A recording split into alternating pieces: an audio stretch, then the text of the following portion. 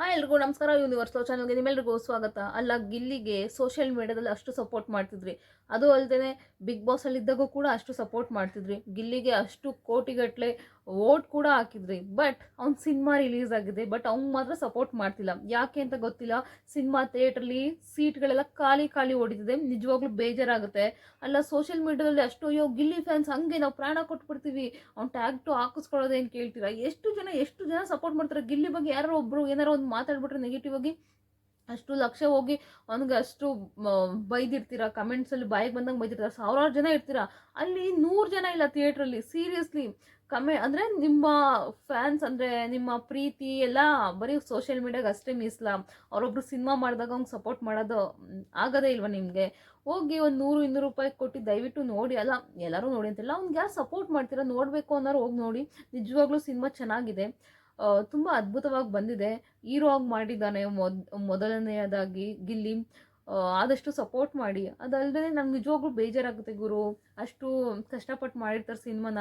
ಅಂದರೆ ಗಿಲ್ಲಿಗೂ ಒಂದು 2-3 ಸಲ ಪ್ರಮೋಷನ್ ಮಾಡ್ದೆ ಅಷ್ಟೇ. ಅವನು ಎಲ್ಲೂ ಕೂಡ ಪ್ರಮೋಷನ್ ಮಾಡಿಲ್ಲ ಗಿಲ್ಲಿ ಕೂಡ ಅತಿ ಹೆಚ್ಚಾಗಿ. ಒಂದು 2-3 ಸಲ ಸೂಪರ್ ಹಿಟ್ ಸಿನಿಮಾಗೆ ಪ್ರಮೋಷನ್ ಒಂದು 2-3 ಸಲ ಬಂದಿದೆ ಅಷ್ಟೇ. ಆಮೇಲೆ ಎಲ್ಲೂ ಕೂಡ ಬಂದಿಲ್ಲ. ಗಿಲ್ಲಿ ಕೂಡ ಅತಿ ಹೆಚ್ಚಾಗಿ ಎಲ್ಲೂ ಪ್ರಮೋಷನ್ ಮಾಡಲ್ಲ, ಒಂದೇ ಒಂದು ಪೋಸ್ಟ್ ಹಾಕಿದ್ದಾರೆ ಅಷ್ಟೇ ಆ ಸಿನಿಮಾ ಬಗ್ಗೆ. ಈಗ ಬೇರೆ ಸಿನಿಮಾಗಳಲ್ಲಿ ಅದು ಇದು ಈವೆಂಟಲ್ಲಿ ಜಾಸ್ತಿ ಕಾಣಿಸ್ಕೊಳ್ತಿದ್ದಾರೆ ಗಿಲ್ಲಿಯವರು. ನನ್ನ ಪ್ರಕಾರ ಜಾಸ್ತಿ ಜನ ಹೋಗಿ ನೋಡಬೇಕಿತ್ತು. ಗಿಲ್ಲಿಗೆ ಅಷ್ಟೊಂದೆಲ್ಲ ಸಪೋರ್ಟ್ ಮಾಡ್ತಿದ್ದೀರಾ ಅಂದಮೇಲೆ, ಅಲ್ಲ ಒಬ್ಬರು ಕೂಡ ಹೋಗಿ ಅಲ್ಲಿ ಸರಿಯಾಗಿ ಸಿನಿಮಾ ನೋಡಿಲ್ವಲ್ಲ. ಹಿಂಗೆ ಗುರು, ಸೋಷಿಯಲ್ ಮೀಡಿಯಾಕ್ಕೆ ಅಷ್ಟೇ ಗಿಲ್ಲಿನ ನಾನು ಗಿಲ್ಲಿ ಫ್ಯಾನ್ಸು, ನಾನು ಗಿಲ್ಲಿಗೆ ನಮ್ಮ ಪ್ರಾಣ ಕೊಟ್ಬಿಡ್ತೀನಿ, ನಾನು ಗಿಲ್ಲಿ ಬಗ್ಗೆ ಏನು ಮಾತಾಡಬೇಡಿ ಆ ಥರ ಎಲ್ಲ ಇದು ಮಾಡ್ತೀರಾ. ಹೋಗಿ ಯಾರೊಬ್ರು ಬೈದ್ರೆ ಈ ಥರ ಮಾಡಿದ್ರೆ, ಅಂದರೆ ಅವ್ನು ಸಿನಿಮಾ ರಿಲೀಸ್ ಆದಾಗ ಒಬ್ಬರು ಕೂಡ ಹೋಗಿಲ್ಲ ಗುರು. ಹೆಂಗ್ ಗುರು ಇದು ಸಾಧ್ಯ? ಯಪ್ಪ, ನನಗಂತೂ ನಿಜವಾಗ್ಲೂ ಸಿಕ್ಕಾಪಟ್ಟೆ ಬೇಜಾರಾಯಿತು. ನಾನು ಹೇಳೋದು ನನ್ನ ಕಡೆಯಿಂದ ಗಿಲ್ಲಿಗೆ ಏನು ಅಡ್ವೈಸ್ ಅಂದರೆ, ಆದಷ್ಟು ಅವನು ಹೀರೋ ಆಗಿ ಸಿನಿಮಾ ಮಾಡೋದು ಬೇಡ. ಆ್ಯಕ್ಚುಲಿ ಯಾರು ನೋಡೋಲ್ಲ. ಈಗ ದೊಡ್ಡ ದೊಡ್ಡ ಹೀರೋಗಳಿದ್ದಾರೆ, ಸುದೀಪ್ ಸರ್ ಇರ್ಬೋದು ಅಥವಾ ದರ್ಶನ್ ಸರ್ ಇರ್ಬೋದು, ಈ ಥರ ದೊಡ್ಡ ದೊಡ್ಡ ಹೀರೋಗಳು ಬರ್ತಲ್ಲ, ಅವರಲ್ಲೇ ಕಾಮಿಡಿ ಪಾತ್ರ ಮಾಡಿದ್ರೆ 100% ಗಿಲ್ಲಿ, ಚಿಕ್ಕಣ್ಣ, ಸಾಧು ಕೋಕಿಲ ಸರ್ ಈ ಥರ ಕ್ಲಿಕ್ ಆಗಿ ಹೋಗೋದು 100% ಸತ್ಯ. ಏಕೆಂದರೆ ಚಿಕ್ಕಣ್ಣವರು ನೋಡು ಕಾಮಿಡಿ ಆ್ಯಕ್ಟರ್ ಆಗಿದ್ರು, ಈಗ ಅವ್ರು ಹೀರೋ ಆಗಿ ಮಾಡ್ತಿದ್ದಾರೆ. ಬಟ್ ಅಷ್ಟು ಕ್ಲಿಕ್ ಆಗ್ತಿಲ್ಲ ಅವ್ರ ಸಿನಿಮಾಗಳು. ಅವರು ಕಾಮಿಡಿ ಆಗಿದ್ದಾಗ ಎಷ್ಟು ಕ್ಲಿಕ್ ಆಗಿದ್ರು, ಅವ್ರಿಗೆ ಅಷ್ಟೇ ಒಂದು ಫ್ಯಾನ್ ಫಾಲೋಯಿಂಗ್ ಇತ್ತು. ಚಿಕ್ಕಣ್ಣ ಅಂದರೆ ಅದೊಂಥರ ಕಾಮಿಡಿ. ಬಟ್ ಹೀರೋ ಆಗಿ ಅವ್ರು ಅಷ್ಟು ಗುರುತಿಸ್ಕೊಳ್ತಾ ಇಲ್ಲ. ಸಾಧು ಕೋಕಿಲ್ ಸರ್ ಅಷ್ಟೇ, ಅವರು ಒಂದು 2-3 ಸಿನಿಮಾ ಹೀರೋ ಆಗಿ ಟ್ರೈ ಮಾಡಿದ್ದಾರೆ, ಅದು ಕೂಡ ಆಗಿಲ್ಲ. ಸೊ ಕಾಮಿಡಿ ಆ್ಯಕ್ಟರ್ ಆಗೋದ್ರೆ ನಿಜವಾಗ್ಲೂ ಇವ್ರಿಗೆ ಒಂದು ಒಳ್ಳೆ ಭವಿಷ್ಯ ಇದೆ ಗಿಲ್ಲಿಗೆ ಅಂತಲೇ ಹೇಳ್ಬೋದು. ಸೊ ಹಾಗಾಗಿ ನನ್ನ ಪ್ರಕಾರ ಗಿಲ್ಲಿ ಹೀರೋ ಆಗಿ ಮಾಡೋದಕ್ಕಿಂತ 100% ಕಾಮಿಡಿ ಆ್ಯಕ್ಟರ್ ಆಗಿ ಮಾಡಿದ್ರೆ 100% ಬೇರೆ ಲೆವೆಲ್ಗೆ ಕ್ಲಿಕ್ ಆಗ್ತಾರೆ. ಒಂದು ಒಳ್ಳೆ ಭವಿಷ್ಯ ಇದೆ, ಚೆನ್ನಾಗಿ ದುಡ್ಡು ಕೂಡ ಮಾಡ್ಕೋಬೋದು ಅಂತ ನನ್ನ ಅನಿಸಿಕೆ. ಗಿಲ್ಲಿದು ಬರೀ ಇದೊಂದೇ ಸಿನಿಮಾ ಅಲ್ಲ, ಇನ್ನೂ 2-3 ಸಿನಿಮಾ ಬರೋದಿದೆ ಬರೀ ಹೀರೋ ಆಗೇನೆ. ಗಿಲ್ಲಿಗೆ ಬರೀ love story, triangle love story ಸಿನಿಮಾಗಳೇ ಜಾಸ್ತಿ ಬರ್ತಿದಾವಂತೆ. ಅದಲ್ದೇ ಇದರ ಕಾವ್ಯನ ಹಾಕೊಂಡು ಒಂದು 2 ಸಿನಿಮಾ ಇದೆ ಅಂತ, ಅದೇ ರಕ್ಷಿತನ ಹಾಕೊಂಡು ಒಂದು ಸಿನಿಮಾ ಇದೆ ಅಂತ, ಈ ಥರ ಎಲ್ಲ ಸಿನಿಮಾ ಬರ್ತಿದೆ. ಬರೀ ಟ್ರ್ಯಾಂಗಲ್ ಲವ್ ಸ್ಟೋರಿ ಥರ ಸಿನಿಮಾ ಬರ್ತಿದೆಯಂತೆ.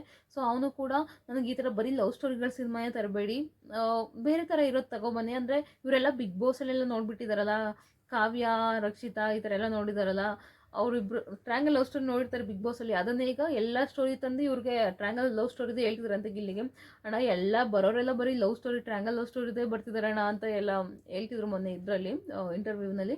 ಸೊ ಇನ್ನು ಗಿಲ್ಲಿ ಹೀರೋ ಆಗಿ ಮಾಡ್ತಿದ್ದೆ. ನನ್ನ ಪ್ರಕಾರ ಗಿಲ್ಲಿ ಹೀರೋ ಆಗಿ ಮಾಡೋದು ಅವಶ್ಯಕತೆ ಇಲ್ಲ. 100% ನೀವು ಯೋಚನೆ ಮಾಡಿದ್ರೆ ಬಿಗ್ ಬಾಸಿಂದ ಹೋಗಿ ಕಂಟೆಸ್ಟೆಂಟು, ನಾನು ತುಂಬ ಈಗ ಕ್ಲಿಕ್ ಆಗಿದ್ದೀನಿ, ನನ್ನ ಜನಗಳು ಗುರುತಿಸ್ಕೊತಿದ್ದಾರೆ, ತುಂಬ ಜನ ಹೀರೋ ಆಗಿ ಮಾಡಿದ್ದಾರೆ. ಬಟ್ ಯಾರೊಬ್ಬರು ಕೂಡ ಕ್ಲಿಕ್ ಆಗಿಲ್ಲ ಹೀರೋ ಆಗಿ. 100% ನನಗೂ ಅದೇ ಅನಿಸಿಕೆ. ಗಿಲ್ಲಿ ಕಾಮಿಡಿ ಸೀನ್ಸ್ ತುಂಬ ಚೆನ್ನಾಗಿದೆ ಗಿಲ್ಲಿಗೆ. ಸೊ ಕಾಮಿಡಿ ಆ್ಯಕ್ಟರ್ ಆಗೋದ್ರೆ 100% ಅನದರ್ ಲೆವೆಲ್ಗಿರುತ್ತೆ ನೋಡಿ. ದರ್ಶನ್ ಸರ್ ಸಿನಿಮಾದಲ್ಲಿ ಗಿಲ್ಲಿ ಒಂದು ಕಾಮಿಡಿ ಪಾತ್ರ ಮಾಡಿದ್ಕೆ, ಅಂದರೆ ಅದರಲ್ಲೊಂದು ಸೀನ್ ಇತ್ತು, ಗಿಲ್ಲಿ ಒಂದು 2-3 ಸೀನು, ಅದಕ್ಕೋಸ್ಕರ ಎಷ್ಟು ಕ್ರೇಜ್ ಇತ್ತು ಗಿಲ್ಲಿಗೆ. ಸೊ ಅದೇ ರೀತಿ ಗಿಲ್ಲಿ ಕಾಮಿಡಿ ಆ್ಯಕ್ಟರ್ ಆಗೋದ್ರೆ ಇನ್ನೂ ಬೇರೆ ಲೆವೆಲ್ಗೆ ಕ್ರೇಜ್ ಗಿಟ್ಟಿಸ್ಕೊಳ್ತಾನೆ.